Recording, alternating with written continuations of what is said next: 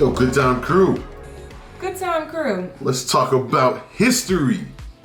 History, shall we? Yeah, I used to work at Subway. I used to work at Nah, you guys know that. I'm just kidding. Okay. Have you guys heard that story before? In another video, we'll talk about those things. But today we're talking about the history of, and I don't want to do something I'm about to be like, yeah. Okay, the history of Japan, and this was a request too. So yes, you're welcome. You're welcome.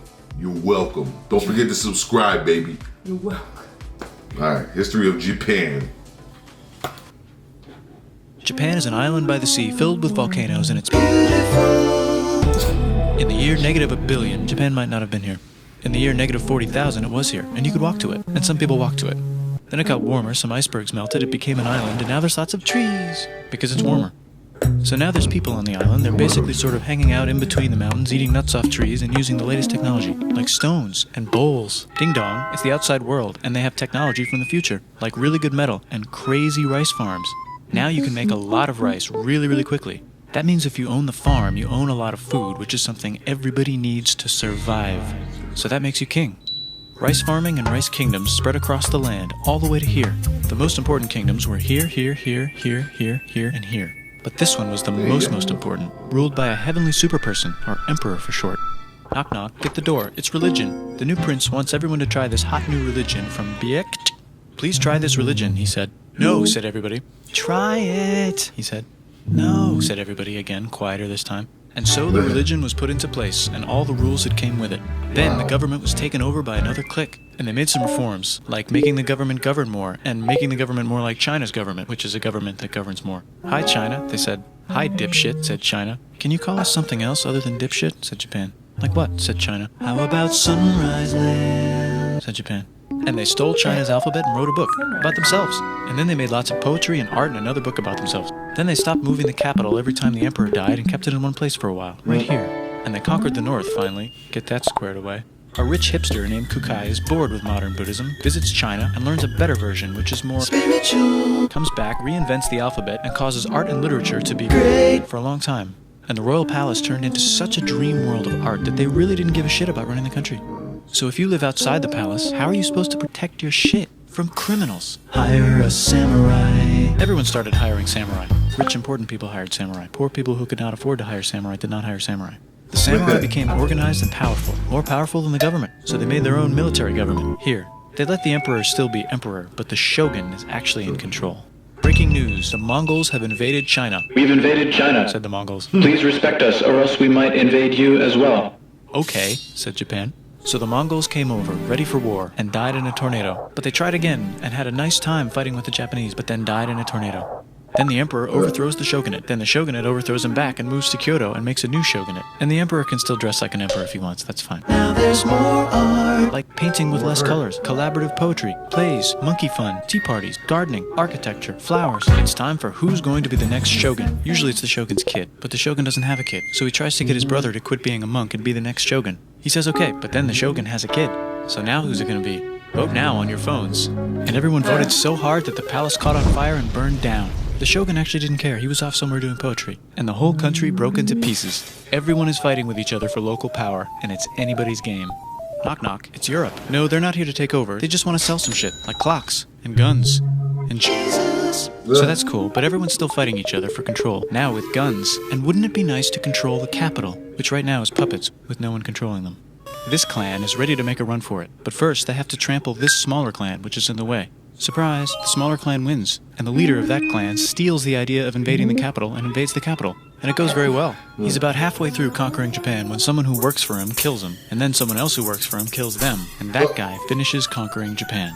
And then he confiscated everybody's swords, and made some rules. And now I'm going to invade Korea, and then hopefully China, he said, and failed, and also died. But before he died, he told these 5 guys to take care of his 5-year-old son until he's old enough to be the next ruler of Japan. And the 5 guys said, yeah, right, it's not going to be this kid, it's going to be one of us, because we're grown-ups. And it's probably going to be this guy, who happens to be way more rich and powerful than the others. A lot of people support him, but a lot of people support not supporting him. They have a fight, and he wins, and starts a new government, right here. And he still lets the emperor dress like an emperor, and have very nice things. But don't get confused, this is the new government, and they are very strict. So strict they closed the country. No one can leave, and no one can come in. Except for the Dutch, if they want to buy and sell shit, but they have to do it right here. Now that the entire country was not at war with itself, the population increased a lot. Business increased, schools were built, roads were built, everyone learned to read, books were published, there was poetry, plays, sexy times, puppet shows, and Dutch studies. People started to study European science from books they bought from the Dutch. We're talking geography, skeletons, physics, chemistry, astronomy, and maybe even electricity. Over time, the economic and cultural prosperity began to gradually slow down. Knock knock. It's the United States, with huge boats, with guns, gunboats. Open the country. Stop having it be closed, said the United States. There was really nothing they could do, so they signed a contract that lets the United States, Britain, and Russia visit Japan anytime they want. Choshu and Satsuma hated this. That sucks, they said. This sucks. And with almost very little outside help, they overthrew the shogunate and somehow made the emperor again and moved him to Edo, which they renamed Eastern Capital. They made a new government, which was a lot more Western. They made a new constitution that was pretty Western, and a military that was pretty Western. And do you know what else is Western? That's right, it's conquering stuff. So what can we conquer? Korea. They conquer Korea, taking it from its previous owner, China, and then go a little bit further. And Russia rushes in out of nowhere and says, "Stop, no, you can't take that. We were going to build a railroad through here to try to get some more water." And Russia builds their railroad, supervised by a shit ton of soldiers. And then when the railroad was done, they downgraded to a fuck ton. Did I say downgrade? I meant upgrade. And Japan says, "Can you maybe chill?" And Russia says, "How about maybe you chill?" Japan is kind of scared of Russia. You'll never guess who's also kind of scared of Russia. Great Britain. So Japan and Great Britain make an alliance together so they can be a little less scared of Russia. Feeling confident, Japan goes to war against Russia, just for a moment, and then they both get tired and stop. It's time for World War I. The world is about to have a war, because it's the 1900s and weapons are getting crazy, and all these empires are excited to try them out on each other. Meanwhile, Japan has been enjoying conquering stuff and wants more. And the next thing on their list is this part of China and lots of tiny islands. All that stuff belongs to Germany, which just had war declared on it by Britain because Britain was friends with Belgium, which was being trespassed by Germany in order to get to France to kick France's ass because France is friends with Russia, who was getting ready to kick Austria's ass because Austria was getting ready to kick Serbia's ass because someone from Serbia shot the leader of Austria's ass. Or actually shot him in the head. And Britain is currently friends with Japan, so you know what that means. Duh, Japan should take the islands. Which they wanted to do anyway, so they called Britain on the telly to sort of let them know. And then they did it. And they also helped Britain a little here and there with some errands and stuff. Now the war is over, and congratulations, Japan, you technically fought in the war, which means you get to sit at the negotiating table with the big dudes, where they decided who owns what. And yes, Japan gets to keep all that shit they stole from Germany. You also get to join the post-war mega alliance, the League of Nations, whose mission statement is to try not to take over the world. The Great Depression is bad, and Japan's economy is now crappy, but the military is doing just fine, and it invades Manchuria. In the League of Nations, it's like, no, don't do that. If you're in the League of Nations, you're not supposed to take over the world. And Japan said, how about I do anyway? And Japan invaded more and more and more and more of China, and was planning to invade the entire East. You've got mail. It's from Germany, the new leader of Germany. He has a cool mustache, and he's trying to take over the world and needs friends. This also got forwarded to Italy. They all decided to be friends because they had so much in common. It's time for World War II. Germany is invading the neighbors. Then they invade the neighbors' neighbors. Then the neighbors' neighbors' neighbors, who happened to be Britain, said, holy shit. And the United States started helping Britain because they are good friends, and started not helping Japan because they're friends and our friends are not friends. Plus they're planning on invading the entire ocean. The United States is also working on a large, very huge bomb, bigger than any other bomb, ever, just in case. But they still haven't joined the war. War looks bad on TV, and the United States is really starting to care about their image. But then Japan spits on them in Hawaii and challenges them to war. And they say yes. And then Germany, as a symbol of friendship, declares war on the United States also. So the United States goes to war in Europe, and they help the gang chase Germany back into Germany. And they also start chasing Japan back into Japan. And they haven't used the bomb yet, and are curious to see if it works. So they drop it on Japan. They actually drop 2.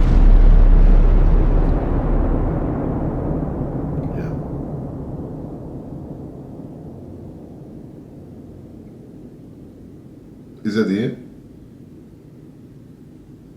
United States installed a new government, inspired by the United States government, with just the right ingredients for a post-war economic miracle. And Japan starts making TVs, VCRs, automobiles, and camcorders as fast as they can, and also better than everybody else. They get rich, and the economy goes wild, and then the miracle wears off. But everything's still pretty cool, I guess. Bye! Dragon Ball Z. Oh, that was the end? Oh, wow. You know something? There's a couple different tidbits here, but I think one of the most exciting things about Japan is exactly what they covered in that last portion. For me, anyway. Yeah. You know, the video games, the electronics, the cars, the anime. I agree. always have loved Japan and Japanese culture. Yeah, I think it's cool. I mean, like, okay, be honest. I didn't realize at one point Japan was connected to the rest. Like, I didn't realize that there was a mainland at some point and you could, like, walk across. I'm like, at what point did that happen? I think that was news to me. Yeah, I didn't know that either. But yeah, that would make sense. It would make sense. I just didn't think about it. But then when you think about, like, the last 2 seconds, how they sped it up, I'm like, I think they had something to prove. They're like, okay, we'll show you, and then build all our VCRs and the part whatever else. When they blocked everything off and the population grew. Yeah. I don't know if I knew about that part either. I don't think either. in school we learn so much about we don't put a hyper focus on what other places of the world are doing. We just gotta learn it's like US history, and then how US history interacts with other with the rest of the world. Yeah. There's no emphasis on other countries' history. If it didn't have to directly do with or indirectly do with the United States in some way. That's true, because our history is dropping the bomb.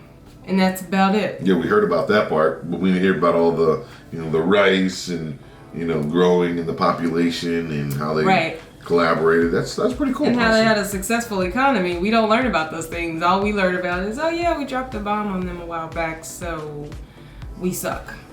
Yeah. Well, there you go, crew. The history of Japan. Let us know what you thought about this video. We'd like to check out more like this. This is like the history of the entire world, made by the same people, I guess, because it had that same little sing-song. Yeah, he's like, it's beautiful. But there was so much information at some point, I was like, ah! Yo, okay, seriously, my head started hurting. Like, this is ridiculous. But if there's something that wasn't left, because there's a lot of you history nerds out there who know a whole lot more than we do. Is something left out of this? Is there like an important thing that they left out about the history of Japan? Let us know in the comments. Let us know. And don't forget to subscribe, share with your friends if you're brand new to the channel. Yes. Thank you for coming in. And hey, next time, right? Next time.